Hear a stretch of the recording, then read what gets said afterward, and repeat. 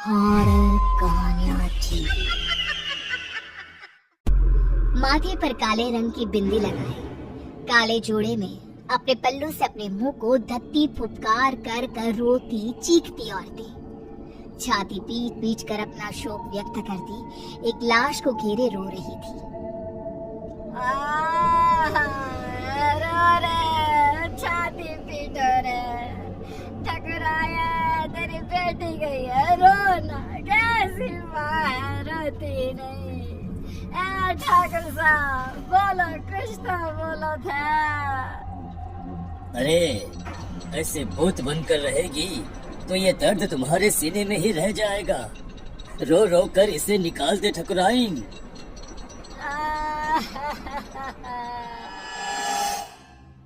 राजस्थान में ये प्रथा सदियों से चली आ रही है। किसी भी राजा या जमींदार के घर किसी की मौत पर रुदाली को शोक मनाने बुलाया जाता था, जो 12 दिनों तक चला करता था। ये किस्सा शुरू होता है राजस्थान के गांव बिलासपुर के जमींदार प्रेमनाथ के घर से। ठाकुर साहब के घर किसी चीज की कोई कमी नहीं थी। नौकर चाकर सारी खुशियां, बस था नहीं तो एक बच्चा जो उन्हें पिता कहे। प्रेमनाथ अपने बगीचे में बैठे उदास चेहरा लिए सोचते हैं, कब मेरे आंगन में नन्ही सी जान खेलेगी, कब? अरे इतनी संपत्ति किस काम की है? भगवान पर भरोसा रखिए साहब, वो सबका ख्याल रखता है। कल ही मेरी लुगाई को सपना आया था कि ठकुराइन एक बच्ची के साथ खेल रही है। क्या सच में? तो वो श्राप जो हमारे वंश को लगा था। अरे अरे अरे, कितने समय बीत गए ठाकुर साहब, अब काहे का श्राप? कितने दिन ही छिपा करता है, हैं? अब तो आप खुशियां मनाइए। माली की बात सच निकली और ठकुराइन गर्भ से रही और 1 साल में ही उन्होंने एक नन्ही सी जान को जन्म दिया, जिसका नाम निशा रखा गया। निशा यानी अंधेरा, घोर अंधेरा। और निशा की पसंद भी कुछ ऐसी ही थी। बचपन से उसे काली चीजें संजोने का बड़ा शौक था। हे भगवान, ये काली गुड़िया कहाँ से ले आई? फेंक इसे निशा, डर नहीं लगता तुझे? गुड़िया पूरी तरह काले कपड़े में रुई डालकर बनाई गई थी। गले में लाल रंग के धागे में एक ताबीज, मानो किसी तंत्र मंत्र के लिए इस्तेमाल में लाया जाता हो। ठकुराइन घबरा जाती है और उस गुड़िया को निशा के हाथ से लेकर नीचे फेंक देती है। तुम्हें कुछ हो जाता तो बेटा? नहीं माँ, मुझे क्या होता? ये डॉल तो मेरी फेवरेट बनेगी। मुझे काला रंग कितना पसंद है, आप जानती हो ना माँ। ऐसी ही कुछ अजीब हरकतें करती निशा बड़ी हुई और आज 18 साल की होने वाली थी। एक दिन बाद ही उसका बर्थडे था। अपने जन्मदिन और मौत के एक दिन पहले वो रात को कहीं से बड़ी देर से लौटी और आते ही अपने कमरे में चली गई।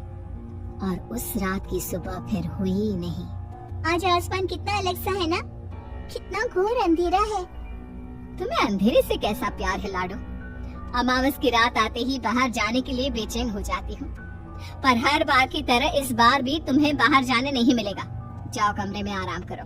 कल जन्मदिन है ना तुम्हारा, बहुत बड़ी दावत रखी है गाँव वालों के लिए। छिप करिए सही, आज तो मैं बाहर जाकर रहूंगी।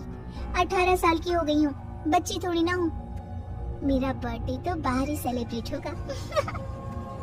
ठीक 12 बजे निशा छिपकर बाहर चली जाती है और सबके सोने के बाद वापस लौटकर सीधे अपने कमरे में जाकर लाश की तरह बिस्तर पर गिरती है और एक टक खिड़की के बाहर ही देखती रहती है, मानो कोई बाहर आसमान से उसे देख रहा हो। रात के 3 बजे। ओ अंकल, जल्दी चलो ना। निशा के आगे लाइन में लगा हुआ आदमी अपने हाथ को शरीर से अलग कर निशा के हाथ में देता हुआ कहता है, अरे परेशान कर दिया है, अब आगे वाला बढ़ता नहीं तो कैसे बढ़ूं मैं? इस हाथ से उसे नीचे जलती आग में धक्का दे दो।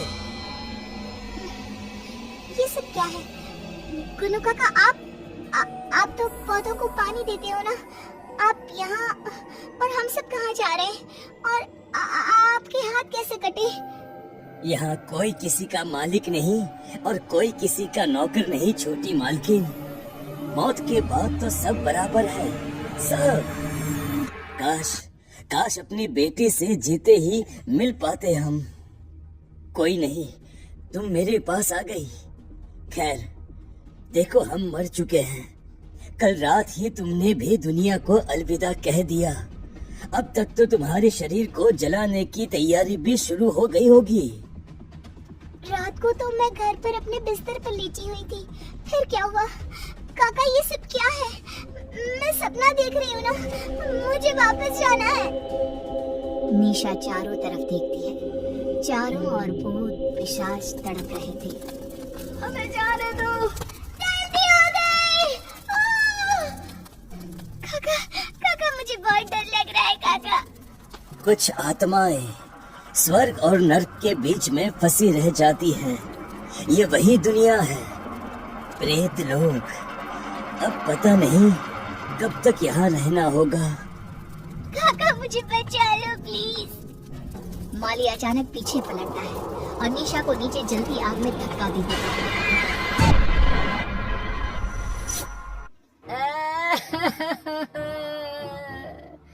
अरे लाश के अंगूठे में धागा तो बांधो। सबके इंतजार में तुम लोगों ने शाम कर दी। अरे अब रात को लाश को जलाया भी नहीं जाता। पास बैठी एक औरत निशा की लाश के पास जाती है और अंगूठी में धागा बांधने के लिए एक रेशम का धागा तोड़ती ही है कि लाश हवा में उड़ जाती है। सभी लोग इधर उधर भागने लगते हैं। चारों तरफ अफरा तफरी मच जाती है। ऐसा तो तभी होता है जब लोग से कोई आत्मा वापस आ जाती है। छोटी मालकिन के साथ कोई साया था। इसका शरीर जला दो वरना यह सबको खा जाएगी। न जाने क्या लेकर लाती है। कंचन रुदाली निशा की लाश को पकड़कर उसके सीने में एक पत्थर रखकर उसके कान में कुछ बोलती है। क्रिया कर्म की कोई रस्म किए बिना ही सभी निशा की लाश को जला देते हैं। चली गई मेरी बिटिया। अब तो मेरी गुड़िया मेरे पास ही रहेगी।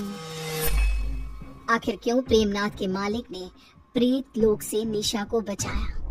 उस अमावस की रात क्या हुआ था? कंचन ने कैसे उसे अपने बस में किया? जानने के लिए देखिए कंचन रुदाली पार्ट 2।